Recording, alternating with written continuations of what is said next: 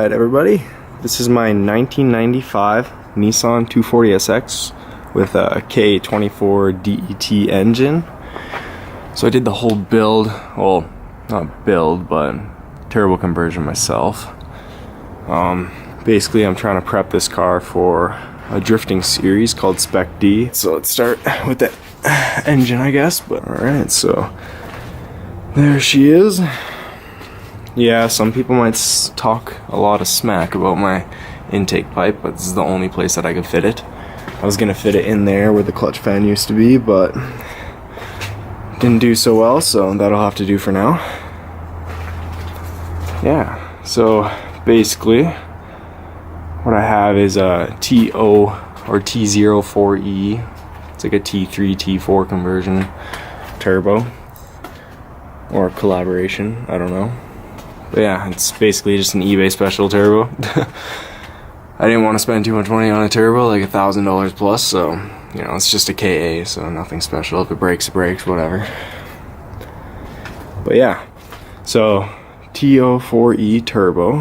I have 550cc doucheworks injectors. Not sure if I'm saying that properly, but I really don't care. But yeah, those are really nice when I got them. I have heat range 7 NGK spark plugs and wires. Yeah, I can't really show much of those, but basically I just wrap them in the reflective tape because they're really close to the screamer pipe coming off the wastegate. The screamer pipe coming off the wastegate is a ZZ Performance pipe, basically just company from eBay. Wanted to be a little obnoxious with it, so basically down there, I'm not sure if you can see that. Yeah, I won't focus down there, but basically I have a 38mm tile wastegate, got off of Injuku Racing. Basically, most of my parts came off of Injuku, to be honest. The intercooler piping, all of these pieces coming down. All I did was pop a little hole down there, cut it out where the battery used to be, relocated it to the back. They come straight down and into there. Coming straight past is an intercooler. I think it's like a 3-inch intercooler. It came off of an Eagle Talon, but it fit up perfectly, so I mean, and the rest of the intercooler piping comes straight through there. Straight through the OEM hole that was in there. All the way in. I have a Grimspeed manual boost controller. Not sure how well it works. It might be causing problems. I don't know. I'm gonna have to test it out once I get my tune. But yeah, the turbo didn't have any vacuum line like piping or plumbing on it, so I got this one from Vibrant Performance, and it pops in right before the turbo. And yeah, that's just one way of doing it, because a lot of people with their turbos, if they don't come with one, they'll drill and tap one, but I really didn't want to do that. It's just an eBay turbo, so whatever. The downpipe is a CX Racing downpipe. Really good quality. I loved it. I didn't check if it was machined or flattened, but whatever. I have the gasket on there. Hopefully it seals up correctly. You know, if it runs too lean, then I know I have a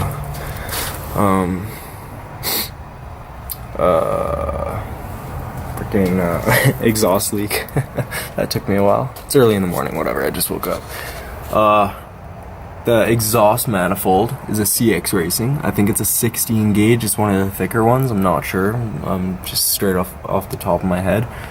But yeah, I mean, it was really nice. Like, it has all the brackets and everything, like reinforcements and everything. The welding was nice, and I didn't check if that one was machined either, but I'm sure it seals up correctly. Heard good reviews, but yeah, it was a top mount manifold. I wanted the top mount because it's just way easier having the turbo right up top. Like, look at that, just super easy, right? Everything on this car is really tight fitment though. Like the screamer pipe took me a while to get that fitment. It might burn through my valve cover, but I mean, it's really close. Sorry for the camera not focusing, but yeah. Yeah, so, and then after the downpipe, all the way down at the bottom, basically I just have a 3-inch exhaust that I got custom made. 3-inch downpipe to a 3-inch exhaust, should be nice. Up top I have the original O2 sensor, just because it's super close to screamer pipe, and if that thing melts, it's a lot cheaper than replacing the AEM wideband, which I have down below, down there. Here's all the wiring for it. I just zip tied it up. It runs all the way into the cabin in there. What else is there? Yeah, the mass airflow sensor is a Z32 off of Injectors Racing. Can't really see much of it, but that's a mass airflow sensor. And this air filter is one that I bought off of Injectors Racing as well. It just bolts right up to it. Fits perfectly. I removed the clutch fan. I heard it was a good idea. I don't know, we'll see. But that was an easy removal. It creates a lot of space. It's awesome. Let's see. This dual fan setup that I have here, if you can see that. I'm not sure where it's off of. It's off of a Nissan, that's for sure. It might be an Altima, I don't know. But I bought it off the same guy who was selling the intercooler piping. The only thing is, it bolts up to my OEM radiator, which isn't too good of an idea because I'm running a turbo. It might be overheating. But there is a gap right there between the fans and the radiators, or the radiator. So I'm not sure if that will seal up nicely and, you know, cool down the car, but we'll see. If not, I'll go for a Mishimoto probably. Well, I didn't do anything to the engine. The engine is completely stock, besides the injectors, spark plugs. Yeah, and just bolt-on turbo setup basically. I made this little tiny heat shield here for the turbo because the brake lines are literally right there and the downpipe's right there. So I really don't want those to melt. I tried wrapping them as best as I could in the reflective tape, put the heat shield in there. It's not necessarily touching, but I mean, I could slide a card through there. That might be causing problems. I'll have to see. You know, might have to do something with that, but I haven't driven it yet. It literally just bolts up to a bracket that was down there, and then bolts up into there, which that was actually meant for the power steering reservoir, but I just moved it down there. Right now it's just dangling. I'll have to figure out a way to zip tie that up probably. I have a sandwich plate, which is from Mishimoto, I believe. Oil filter sandwich plate, which allows me to hook up 3 lines into it. I have my oil pressure sensor and my oil temp sensor, and then my oil feed line. So this oil feed line that's going into the T3, T4 turbo, it goes straight down in there, connecting into the oil filter sandwich plate. So that was an easy way to do it. The oil return line is down there. It's just a hose. It goes straight into my oil pan. I drilled out a hole and put in an oil pan bung from CX Racing as well. Yeah, basically. In the interior, I have a full roll cage.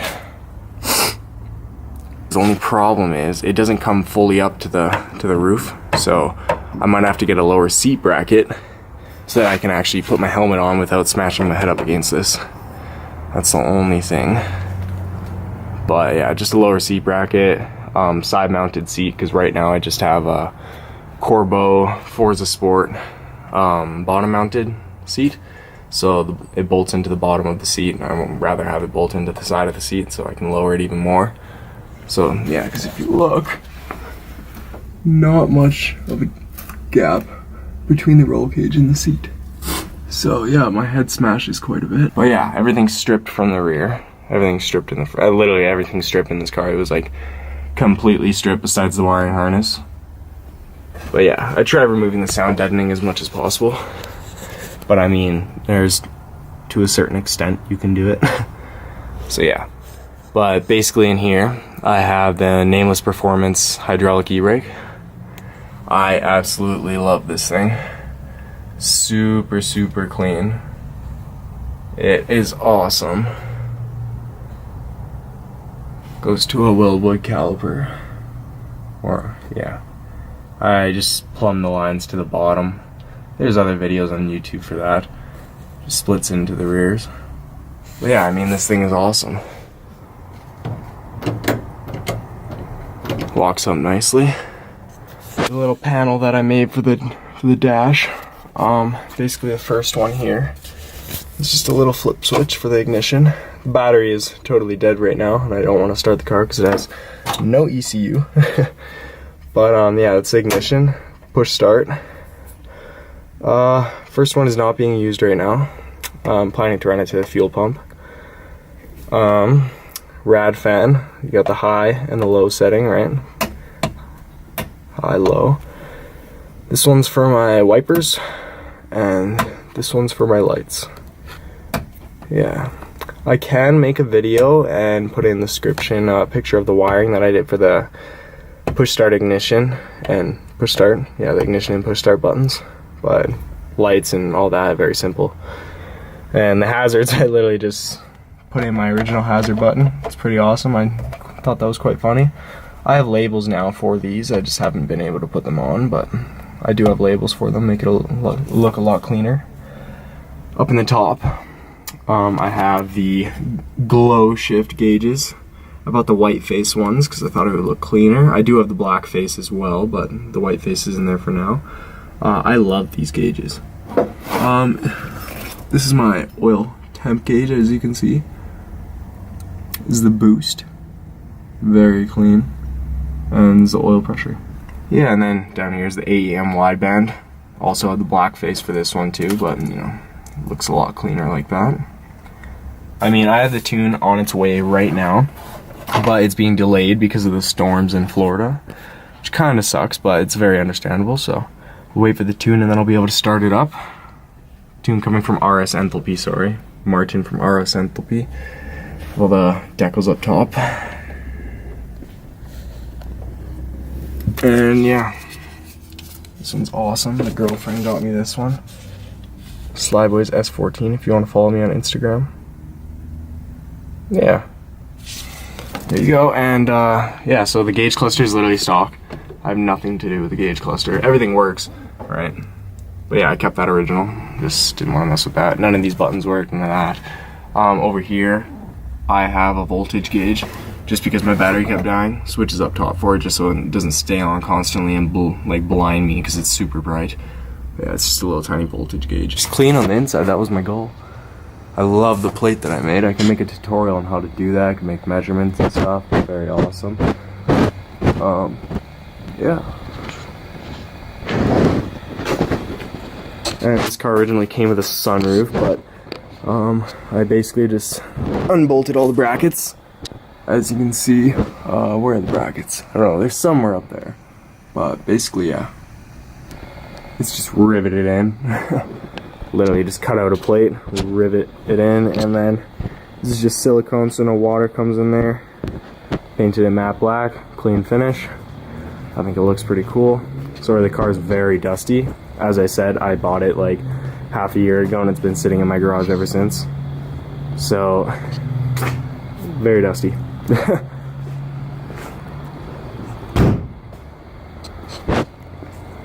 So yeah, moving to the back, I have the Big Country Labs wing. It's not the newest 100 or 1800 millimeter wing, which is insane, and I really want it really badly, but it's just their older one. It has the, I believe these are the Manly side plates. They're very tall, like literally like this is my hand going to the top. That's insane, like I can't even reach all the way. Wheels, stock. I have a whack ton of these wheels with really good tires on them, so I have about like 8 of them. So I mean, I'll be able to burn those off, and then on the fronts, still have the stock ones until I'm able to put these ones on. And suspension all around, I have BC Racing BR coilovers. I bought these brand new from Overdose Performance, I believe. I love these. These are the cleanest suspension I've ever owned. Holy man. And like, yeah, they're awesome. I mean, can't really see them because, you know, too low. But yeah. And same with the rear. Have those in the rear. So I mean, this is the drift car. Pop this off for you. There you are. There is the KA Turbo. And hopefully once I get the RS Enthalpy tune from Martin, it'll run like a champ. It'll run mint. There you are.